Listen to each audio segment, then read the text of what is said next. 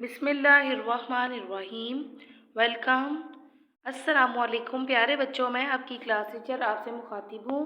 امید ہے آپ سب خیریت سے ہوں گے۔ ہمارا آج کا عنوان ہے اردو کی کتاب برائے جماعت پلے گروپ۔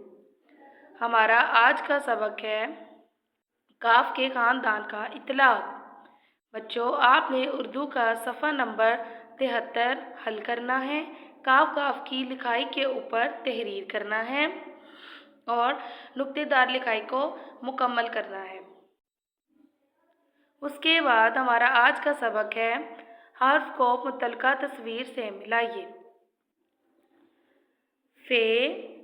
فے فا فروغ، کاف کا قلم، کاف کا کبوتر، گاف کا گملہ۔